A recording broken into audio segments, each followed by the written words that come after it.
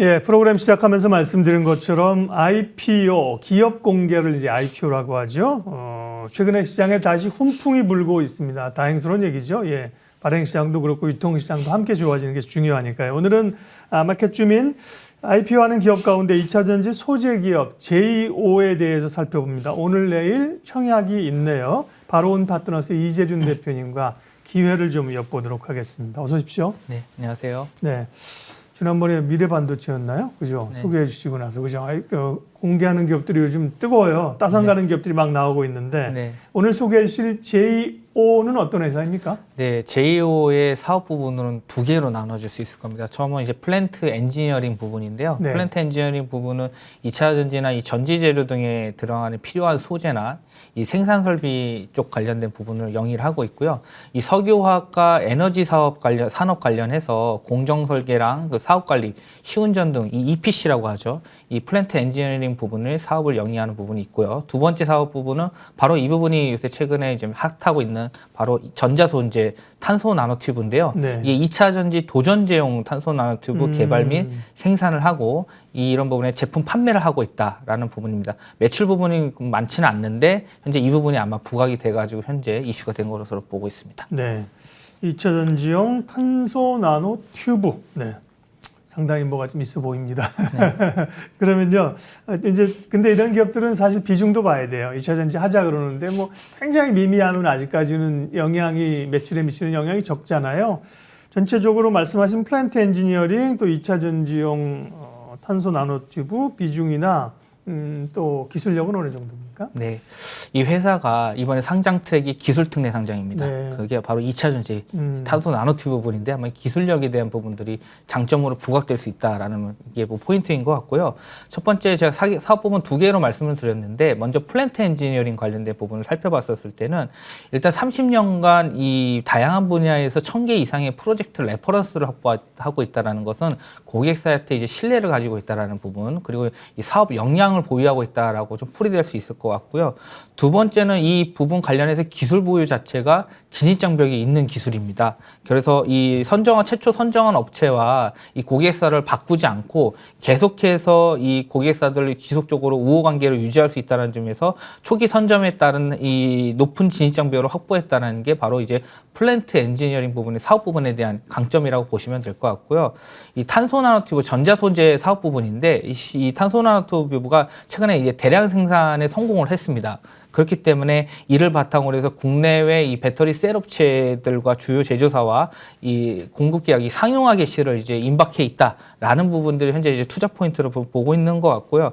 이 탄소 나노 튜브 관련해서 이 특허 관련된 부분을 봤을 때는 현재 소재, 공정, 응용, 장치 관련해서 차별화 기술을 보유하고 있는 기업인데 국내에 56건의 특허를 출원해가지고 현재 44건에만 이 탄소 나노 튜브 관련해서 특허를 등록한 업체입니다. 그러다 보니까 이 기술 관련된 부분들을 좀 좋게 보고 있다라고 보시면 될 것 같고요. 그래서 최근에 이 고객사에 대한 이 수요 증가를 위해서 캐파 계획에 대한 부분들도 같이 연결되고 있다라고 보시면 좋을 것 같습니다. 네, 2차 전지도 이제 처음엔 뭐 셀, 양극재, 음극재에서 굉장히 다양해지잖아요. 예.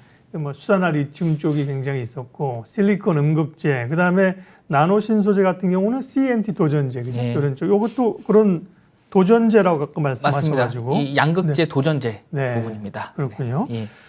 공모가가 이제 확정이 됐고 보면 이제 기관 경쟁률이 얼마였느냐, 공모가가 상단에서 결정됐느냐, 이게 이제 일반 개인 투자자들이 청약할 때 굉장히 중요한 기준이잖아요. 네, 어떻게 나왔습니까? 성적표가? 네, 이 회사가 작년 11월에 이제 상장 철회를 한번 했습니다. 그래서 그렇군요. 이번에 두 번째 도전을 하는데 이번 재수생이라고 보면 될 수 네. 있겠죠. 현재 기술특례 상장으로 가고 기관 투자자의 수요 예측 경쟁률이 352대 1이 나왔습니다. 엄청 센 건 아니네? 그래도 이 정도의 그 기관 투자자의 네. 경쟁률이 300대 정도면 500대면 안정적이고 굉장히 잘 그런 나왔다고 거예요? 볼 수 있을 것 같고요. 보통 우리가 막 1000대1 이런 걸 하도 많이 봐가지고 예전에. 이게 이제 기관 투자자의 허수 주문 있잖아요. 네. 과거에 이런 부분들 때문에 지금 조금 못하겠죠. 줄어들 수밖에 만든 네. 거고요. 일반 청약 경쟁률이 이제 시작하면 1000대 1이 넘을 수 있을 가능성도 있다라고 보고 있습니다. 현재. 네. 그래서 공모가 상단인 이제 13,000원 확정이 됐고요. 기업 가치는 현재 6천억 밸류로 현재 산정이 됐습니다. 그리고 청약일이 이제 2월 7일, 2월 8일 양일간 지금 지속되고 오늘 있고, 내일. 예, 그렇죠. 네. 그리고 현재 총 공모 금액은 520억 확정이 됐고요. 결국은 기관 투자자 수요 측에서 좋게 봤던 부분들은 이 탄소 나노튜브 생산 기술력과 양산성에 대한 부분에 대한 것들을 좀 높게 평가했다라고 보시면 좋을 것 같고요. 청약 상장 예정일은 현재 2월 16일로 현재 예정되어 있습니다. 네. 그러면 기술 특례하는 기업들은 주로 기술은 있지만 사실은 숫자가 잘 안 나오는 실적이 잘 안 잡히는 기업들이 주로 기술 특례가거든요. 근데 여기는 또 기존의 플랜트 부분이 있어가지고 실적이 좀 뒷받침이 될 것도 같고 어떻습니까? 네, 일단 이 플랜트 엔지니어링 21년 기준으로 봤었을 때는 네. 매출 비중이 96% 정도가 됐어요. 네. 근데 전자소재 탄소 나노튜브는 5%가 안 됐습니다. 근데 2022년 들면서 플랜트 엔지니어링이 85%, 탄소 나노튜브 쪽이 15% 3분기 기준으로 올라왔고요. 네. 연간으로 봤었을 때도 22년에 보면은 플랜트는 580억, 그리고 전자소재 탄소 나노튜브는 114억으로 과거 대비했었을 때 상당히 좀 증가를 할 거라고 보고 있습니다. 근데 다만 이 회사에는 플랜트 엔지니어링 부분에서의 적자가 좀 계속 나왔었거든요.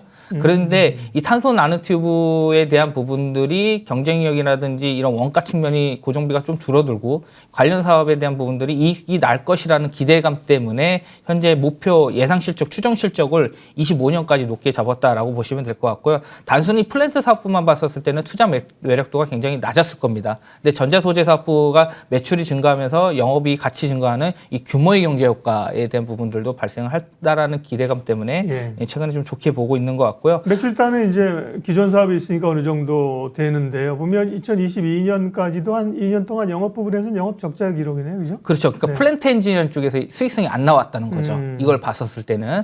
근데 이제 이 전자소재 사업부에 대한 매출이 많지 않았기 때문에. 근데 네. 23년부터 영업이익이 이제 턴어라운드에 대한 추정 실적이 나오는데 123억까지 지금 추정치가 나왔습니다. 근데 결국은 이 부분에서 전자소재에서 약 400억 가까이 매출이 증가를 하면서 이 영업 레버리지가 증가할 수 있다라는 부분들을 현재 풀이될 수 있을 것 같고요.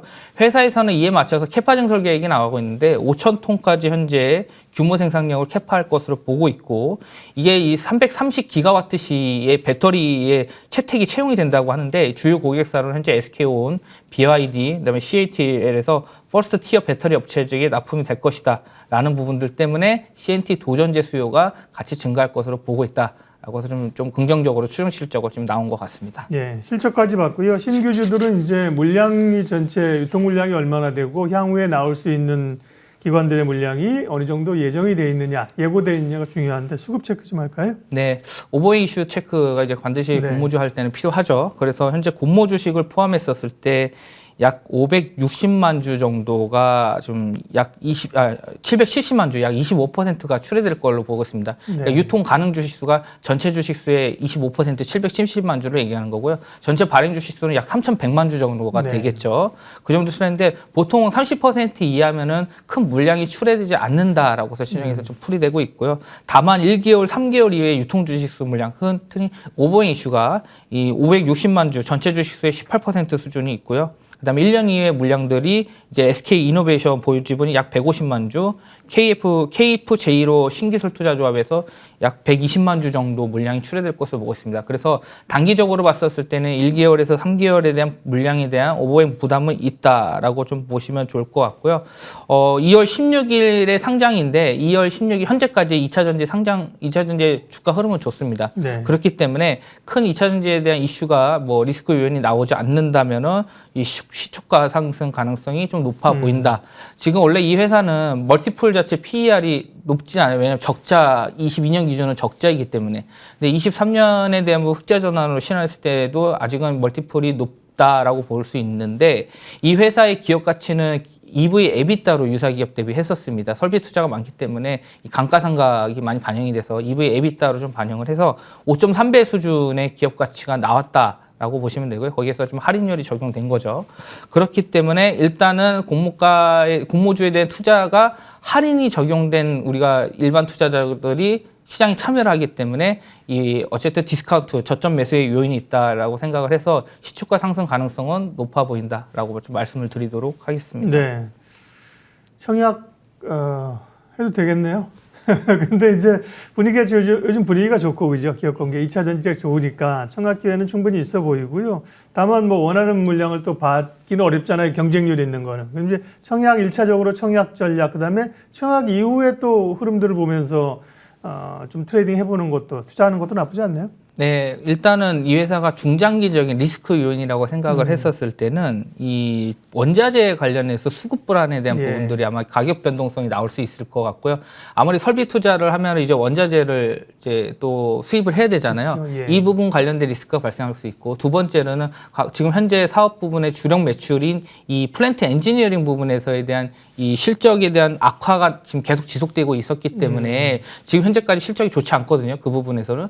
그렇기 때문에 그런 부분들이 결국은 주가의 상방을 조금 그 저항시키는 요인들로 작용을 할 수 있다라고 보이고 있고, 네. 단기적으로 봤을 때 흔히 말하는 공모주를 전술적인 그 접근 방식으로 했었을 때 들어갔었을 때는 뭐 현재 공모가에 들어갔었던 분들은 충분히 좀 공모주 청약에 들어가신 분들은 충분히 매력 있는 가격대다라고 좀 말씀을 드릴 수 있을 것 같습니다. 네, 2월 또 IPO 일정이 지금 화면에 나오고 있는데요. 오아시스도 있고 조금 청약이 진행된 곳도 있고 진행될 곳도 있고, 네, 네. 정리 한번 해주십시오. 네, 일단 대역급으로 가장 게 이제 오아시스겠죠. 오아시스는 다른 플랫폼 이 신성식품 이커머스 배송. 대비했을 네. 때 흑자가 나왔다라는 부분들이 아마 투자 차별화 포인트가 될 것 같은데요. 현재 그 수요 측일이 지금 이제 진행을 합니다. 네. 기관 수요 측이 나올 거고요. 청약일은 2월 14일, 15일이고 상장일은 현재 2월 중 예정으로 잡고 있고요. 두 번째는 이제 센즈랩인데 이미 수요 측은 끝났고